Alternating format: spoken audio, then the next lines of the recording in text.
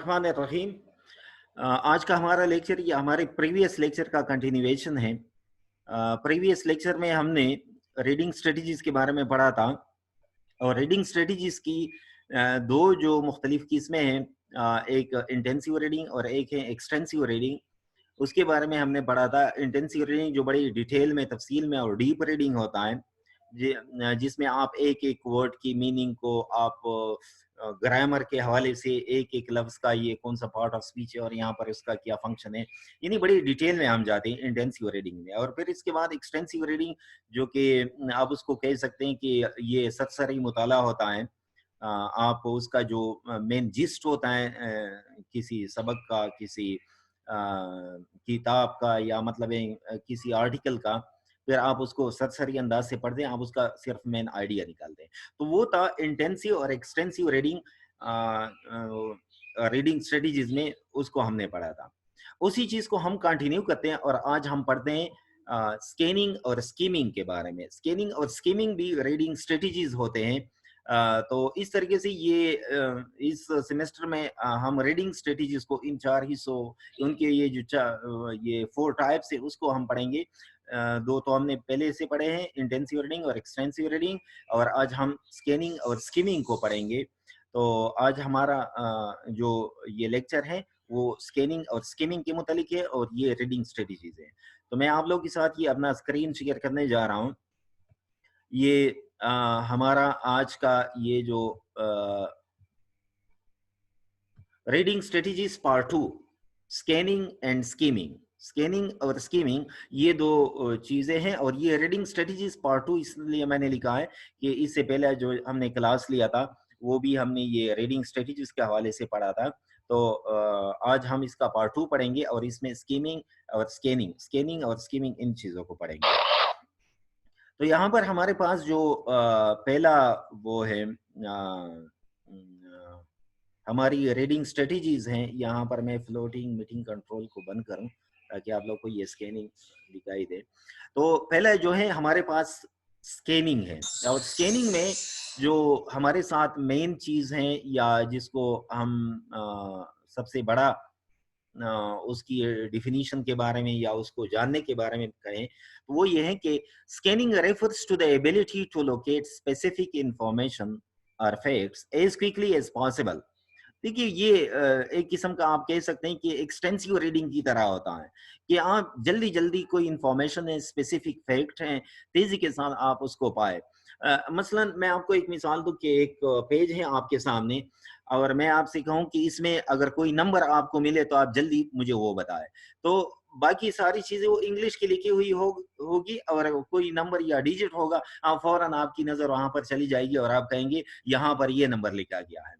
तो ये एक किस्म की स्कैनिंग प्रैक्टिस होगी अगर मैं आप लोगों से ऐसा करवाना चाहूँ।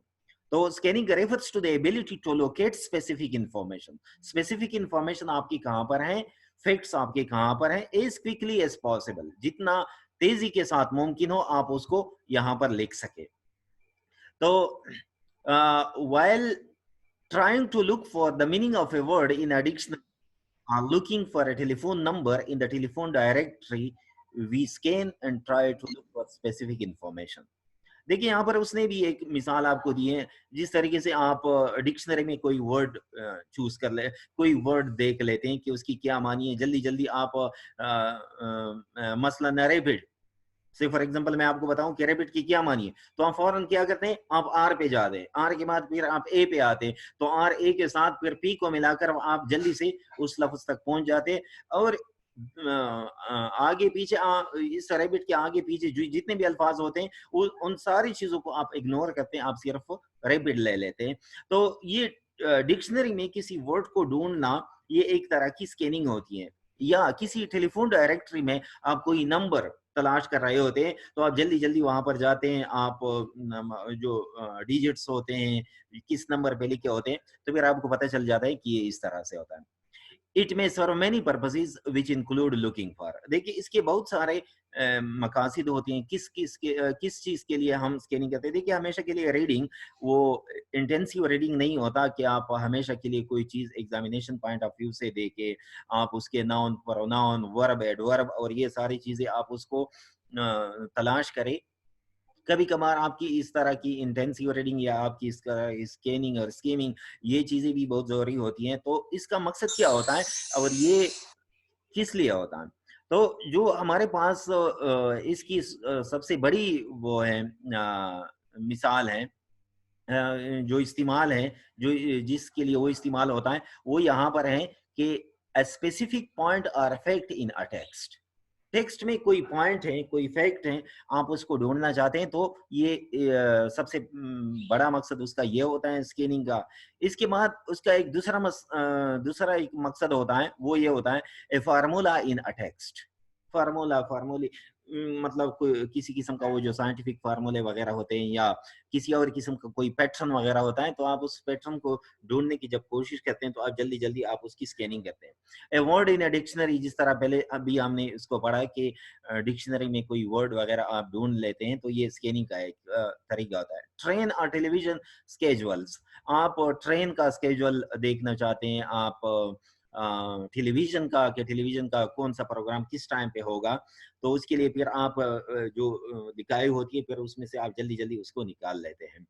हुँ, इसके बाद एनी रेफरेंस और बिब्लियोग्राफिकल लिस्ट, आप कोई रेफरेंस ढूँढना चाहते हैं, ये देखिए जब आप लोग आगे सेमेस्टर्स में जाएँगे, आप लोग रिसर्च और इन चीज़ों से आपका वास्ता होगा।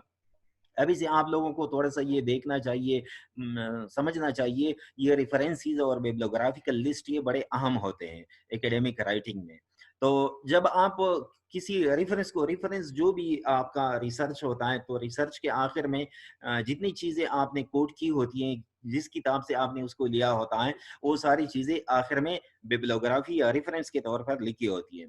तो उसमें तो बहुत सारे बुक्स और बहुत सारे राइटर्स शामिल होते हैं, लेकिन आप किसी एक मखसूस राइटर को देखना चाहते हैं, तो आप जल्दी-जल्दी वहाँ पर जाते हैं, तो इसके लिए जो प्रोसेस होता है, वो स्कैनिंग का होता है।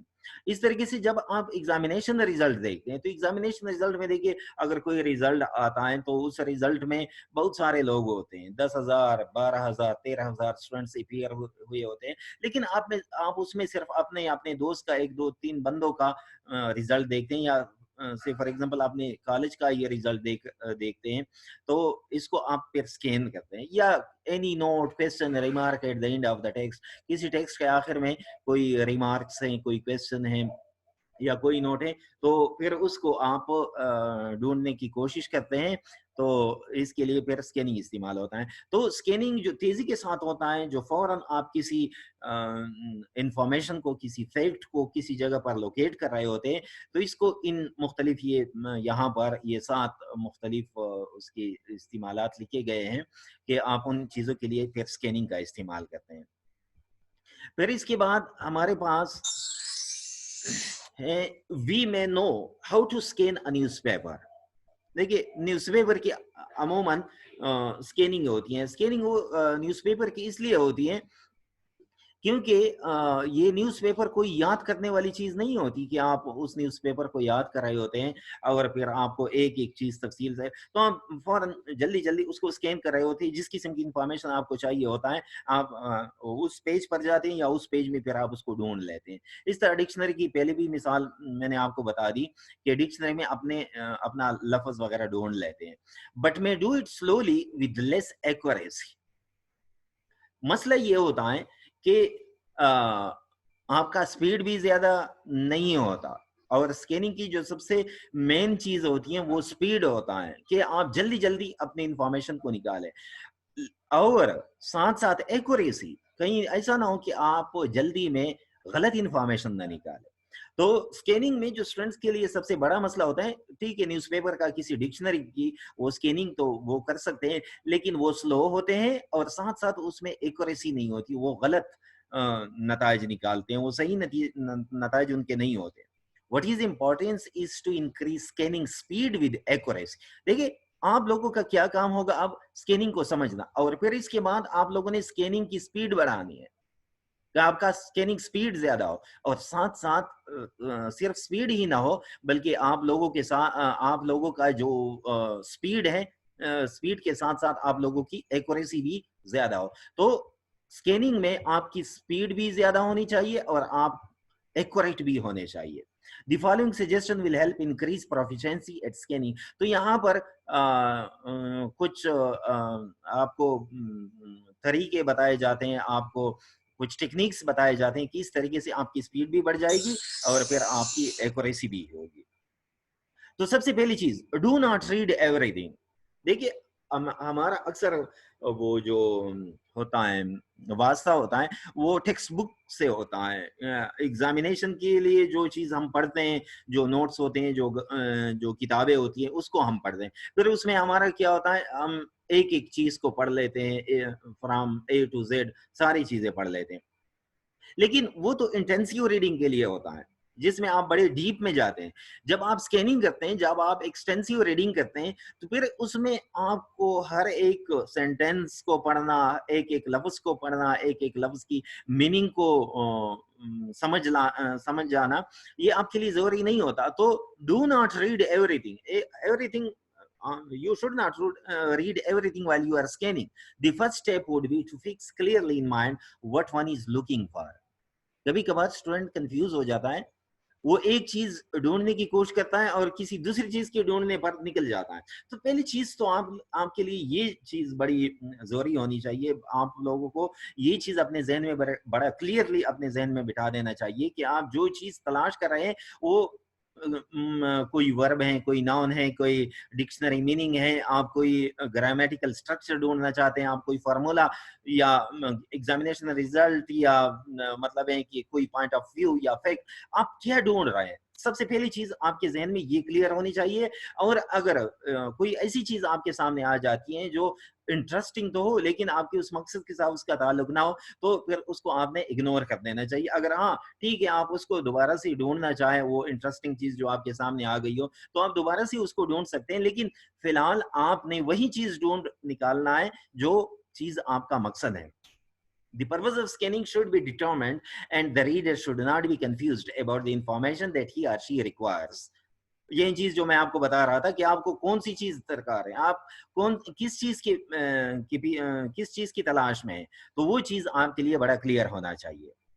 और दूसरा, the second step is to plan how the required information can be obtained. थोड़ा सा आप प्लानिंग कर ले, किस किताब में, किस सफ़े पर, किस पेज में।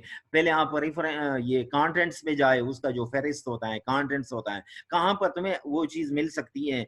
मतलब मुख्तलिफ़ किस्म की किताबें, मुख्तलिफ़ किस्म के जो जर्नल्स होते हैं या न्यूज़पेपर होते हैं, उनका अपना एक तरीका होता है और इसके ज़रिए से फिर आप उन चीज़ों को प्लान कर सकते हैं। For example, if one is looking for a name और a place, capital letter can provide clues. यहाँ पर आपको एक मिसाल दी गई है कि मिसाल आप किसी प्रॉपर नाउन को ढूंढते हैं। प्रॉपर नाउन में कोई नेम आ सकता है, मतलब पर्सन का या प्लेस का नेम आ सकता है। तो वो जो प्रॉपर नेम होगा वो किस चीज से शुरू होगा, वो कैपिटल लेटर से शुरू होगा। तो आपकी प्लानिंग ये होगी कि जो भी चीज कैपिटल लेटर से शुरू हो, तो वहां पर आपकी वो हो सकती है, आपकी इंफॉर्मेशन वहां पर हो सकते हैं। तो ये कैपिटल लेटर्स आपके लिए क्लूज हो सकते हैं अगर आप किसी नेम या प्लेस को ढूंढ रहे हो। तो इस तरीके से और भी मुख्तलिफ किस्म की चीजें। फिर हमारे पास जो इसके लिए दूसरा गाइड है, वो है यूज गाइड एंड एड्स। जिस किस्म की इंफॉर्मेशन आपको चाहिए होता है, उस इंफॉर्मेशन के मुतालिक कुछ गाइड्स होते हैं, कुछ एड्स होते हैं। Every reading material content certain guides and aids which should be used to find what the reader wants.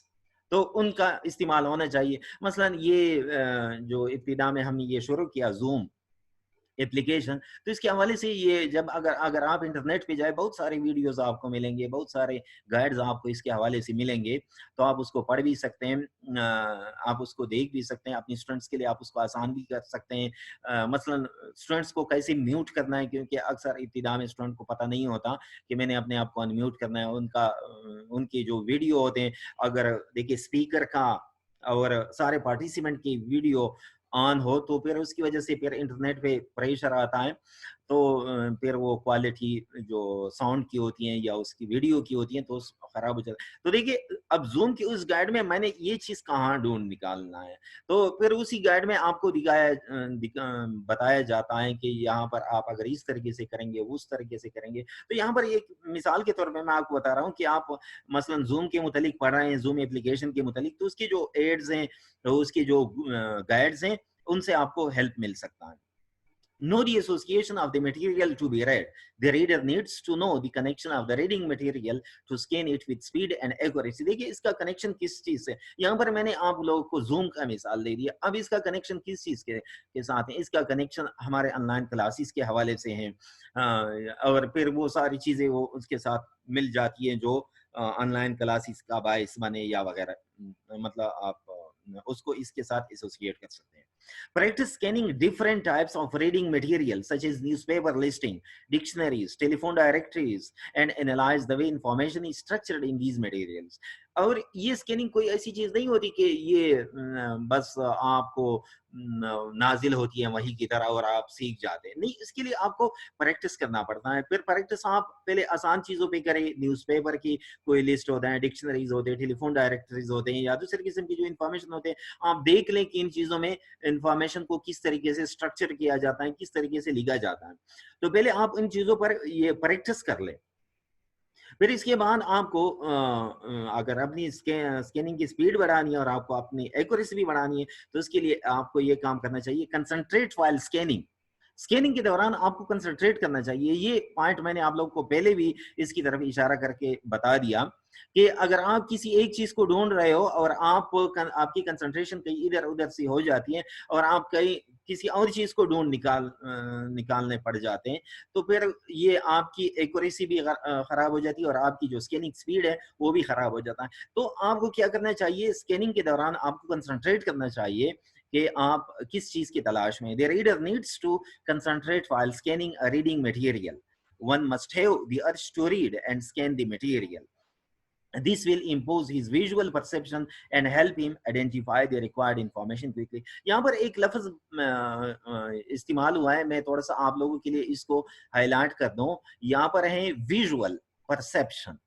Visual perception से क्या मुराद है, यहाँ पर इसका मतलब ये है कि जब आप किसी चीज को पढ़ रहे होते हैं तो आपकी जो नजर है, आपकी जो आंखें हैं, वो इसको किस तरीके से परसीव करती है. यहाँ पर मैं आपको एक मिसाल दूं. ये जो अखबार होते हैं, अखबार कॉलम्स की सूरत में होते हैं, कॉलम्स की सूरत में. कभी आप लोगों ने इसके मुतालिक सोचा है ये कॉलम्स की सूरत में क्यों होते हैं? ये इसलिए होते हैं, ये ज्यादा आसान होता है पढ़ने के लिए.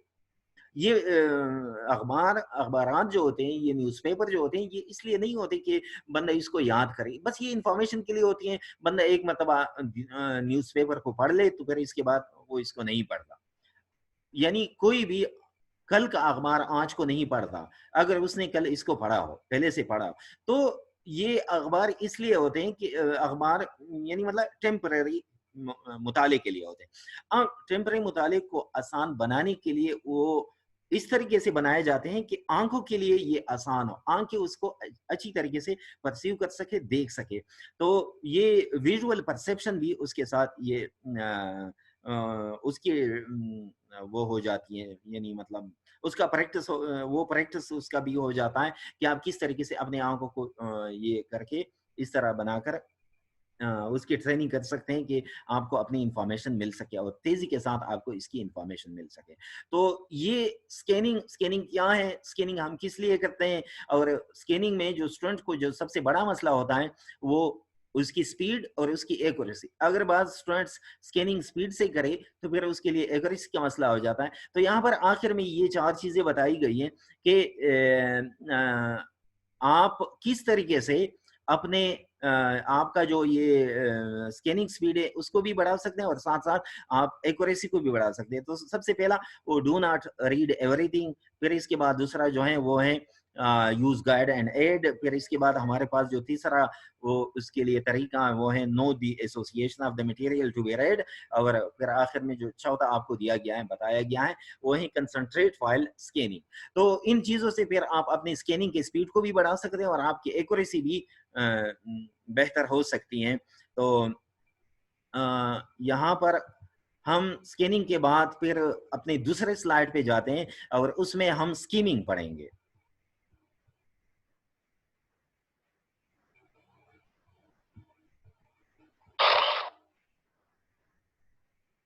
पहले यहाँ पर मैं एनोटेशन को क्लियर कर लूँ. यहाँ पर वो एनोटेशन सारे आए हैं, तो एनोटेशन को क्लियर होना चाहिए.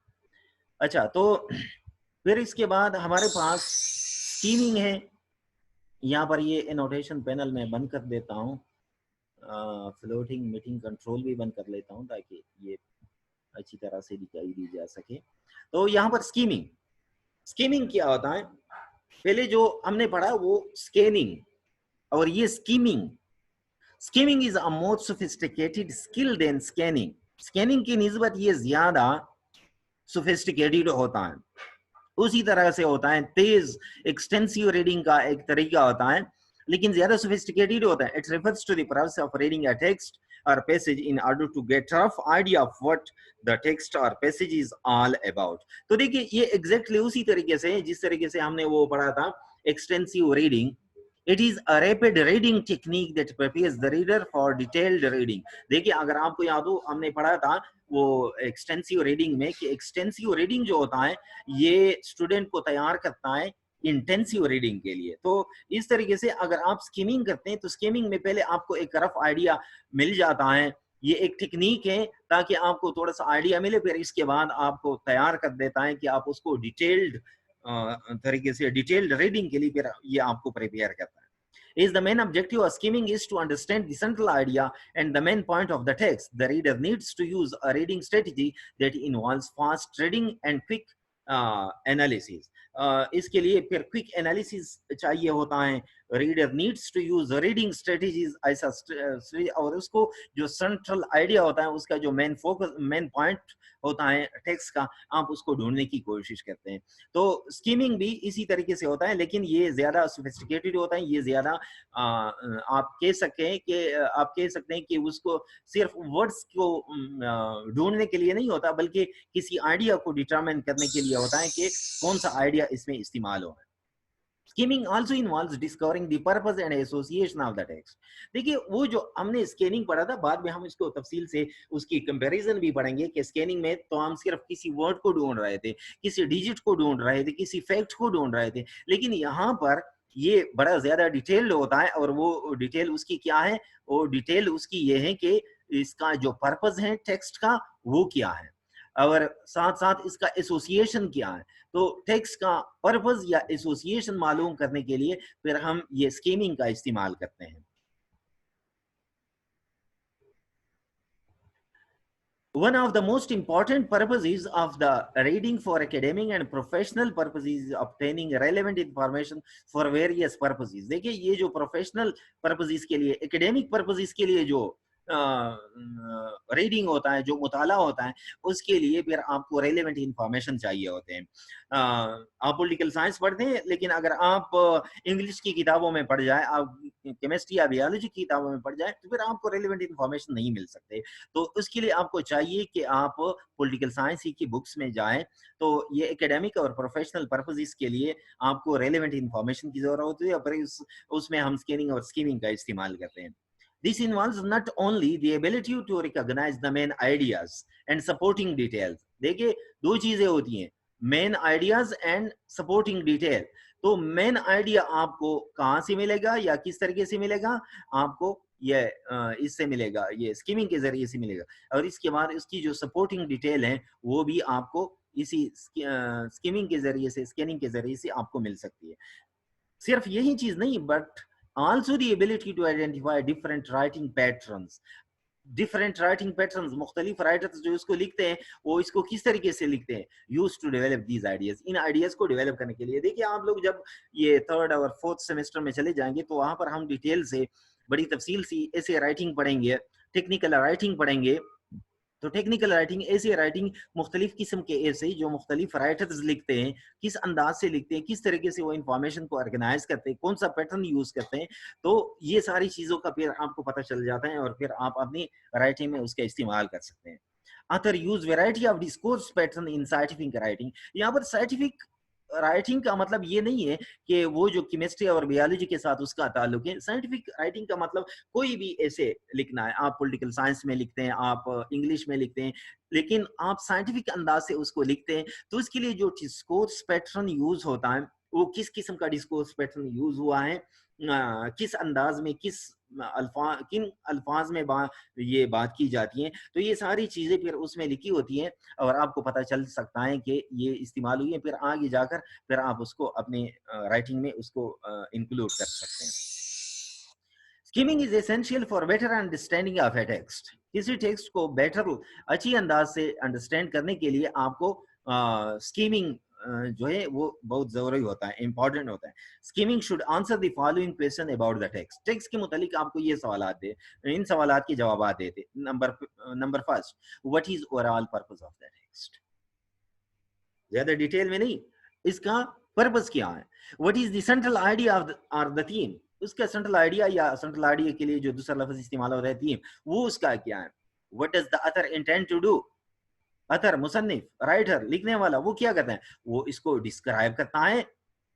डिस्क्राइब, ये डिस्क्रिप्शन, ये ऐसे राइटिंग में या पैराग्राफ राइटिंग में फिर हम उसको बड़े तफसील से पढ़ेंगे कि डिस्क्रिप्शन कैसे होता है। बल्कि आमतौर पे आप लोग अमूमन ये स्टूडेंट्स पहले से ही कर चुके होते हैं। जब आप किसी फिनोमेना को डिस्क्राइब कर रहे होते हैं या मुसन्निफ इंस्ट्रक्शन दे रहा होता है या किसी चीज की रिपोर्टिंग कर रहा होता है या उसको नरेट कर रहा होता है, ये नरेशन और डिस्क्रिप्शन तकरीबन रिलेटेड, बट इन नरेशन वो जो पास्ट इवेंट्स वगैरह चीजें होती हैं उनके साथ ज्यादा ताल्लुक होता है। और डिस्क्राइब जो होता है कोई फिनोमेना होता है जिसके मुख्तलिफ पॉजिटिव नेगेटिव इफेक्ट्स या जो परस होता है उसको बयान कर रहा होता है, या एक्सप्लेनेशन वो दे रहा होता है, या वो आर्गुमेंटेशन दे रहा होता है, या वो परसुएशन दे रहा होता है, परसुएट करने की कोशिश करता है, या इसको इलिस्ट्रेट करता है एंड सो ऑन। ये मुख्तलिफ किस्म के तरीके होते हैं जो लिखने के दौरान या जो राइटिंग में इसका मुसन्निफी इसका राइटर्स जो होते हैं वो इसका इस्तेमाल करते हैं।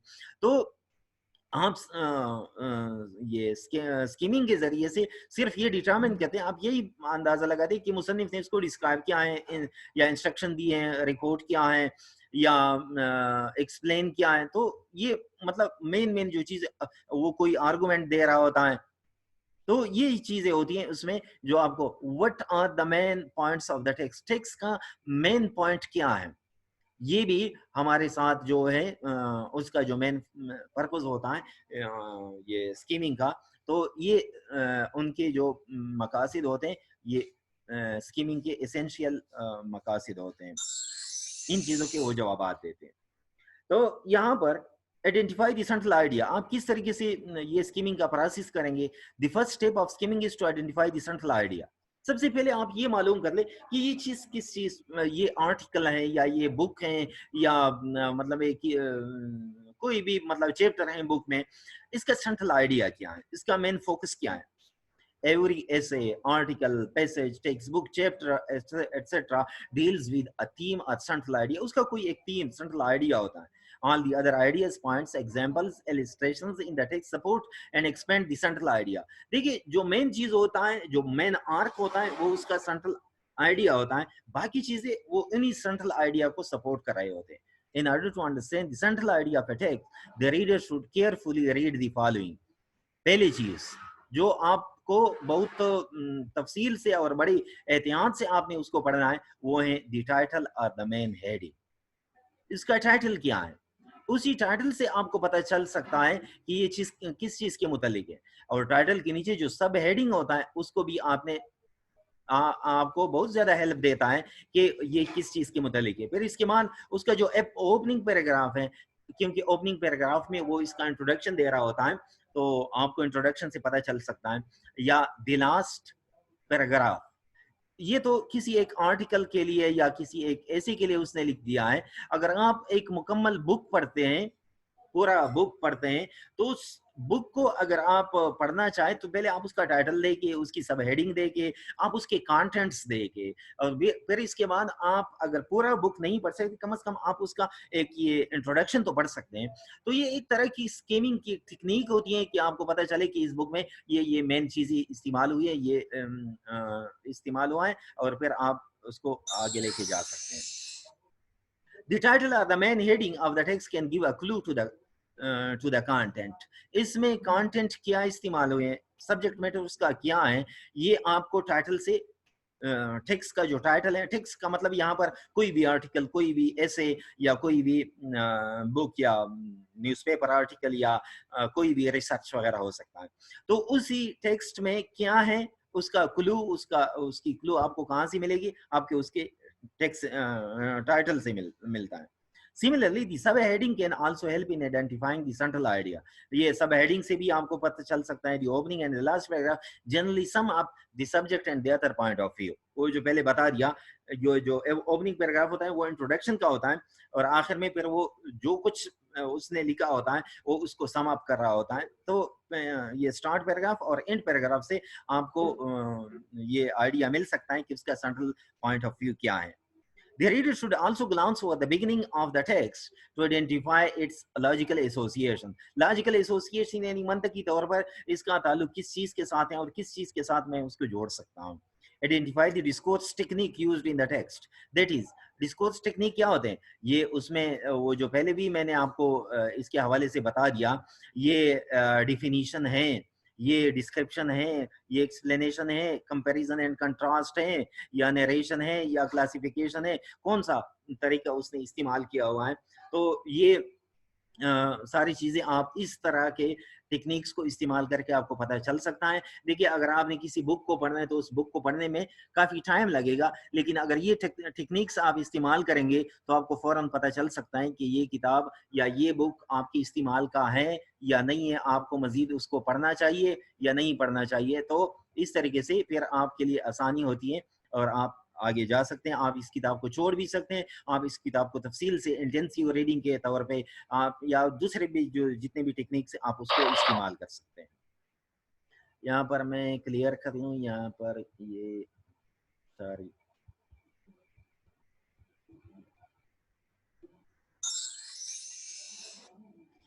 यहाँ पर फिर से ये मैं थोड़ा सा ये पेन हटा दूं और ये भी फ्लोटिंग मीटिंग कंट्रोल हटा दूं। Comparison between skimming and scanning.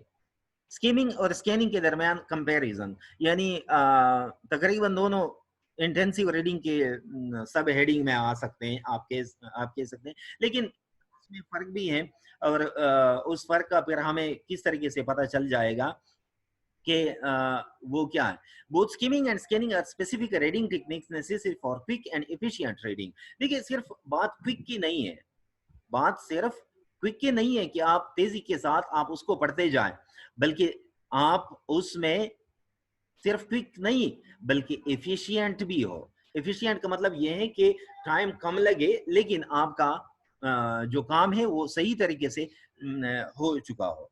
तो ये क्विक और एफिशिएंट रीडिंग के लिए इंपॉर्टेंट होते हैं। व्हेन स्कीमिंग, देखिए जब हम स्कीमिंग कर रहे होते हैं, वो जो आखिर में हमने पढ़ा, we go through the reading material quickly in order to get the gist of it.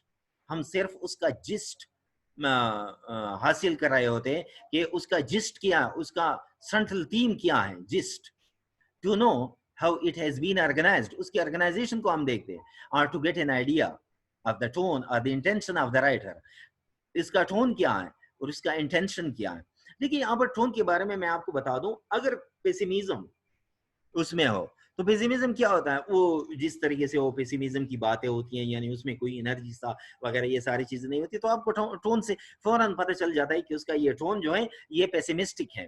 तो ये टोन आपका पेसिमिस्ट भी हो सकता है, या फॉर एग्जांपल आप बहुत ज्यादा वो एनर्जेटिक हैं तो आपका फिर टोन जो है वो बड़ा ऑप्टिमिस्टिक होगा। इस तरीके से आप खुश हैं, आप गम में, आप तकलीफ में, तो वो राइटिंग से फिर आपको पता चल जाता है कि उसका टोन क्या है और साथ साथ राइटर का इंटेंशन क्या है, राइटर क्या चाहता है। तो ये चीजें आपको स्कीमिंग से मिल सकती है। व्हेन स्कैनिंग, ये स्कीमिंग में होता है, लेकिन जब स्कैनिंग जो पहले हमने पढ़ा, we only try to locate specific information, इसमें हम सिर्फ स्पेसिफिक इंफॉर्मेशन को लोकेट कर रहे होते हैं and often do not even follow the linearity of the passage to do so। इस तरह भी नहीं होता कि पहले मैं एक पेज नंबर 1 को पढ़ूं, फिर 2 पढ़ूं, फिर 3, फिर 4, फिर 5। नहीं, मैंने पहले पेज नंबर 1 में कोई चीज, कोई डिजिट, कोई नाम, कोई फैक्ट ढूंढने की कोशिश की, फिर इसके बाद मैं पेज नंबर 10 पे चला गया, पेज नंबर 20 पे चला गया, फिर से मैं पेज नंबर 2 पे आया। ये यहाँ पर ये जो लीनियर प्रोसेस होता है वो इसमें नहीं होता। We simply let our eyes wander over the text until we find what we are looking for. हम अपने आंखें अपनी निगाहें आगे पीछे कर रहे होते जब तक हमें जो चीज जो वर्ड हमें चाहिए होता है वो न मिले. Whether it be name भी हो सकता है, date भी हो सकता है, or less a specific piece of information भी हो सकता है. तो सबसे पहले जो मेन डिफरेंस है उसमें स्कीमिंग और स्कैनिंग में ये आपको बताया गया. फिर इसके बाद skimming is there for a more thorough activity. Skimming बड़ा थॉरो एक्टिविटी होता है as compare to scanning which requires an overall view of the text.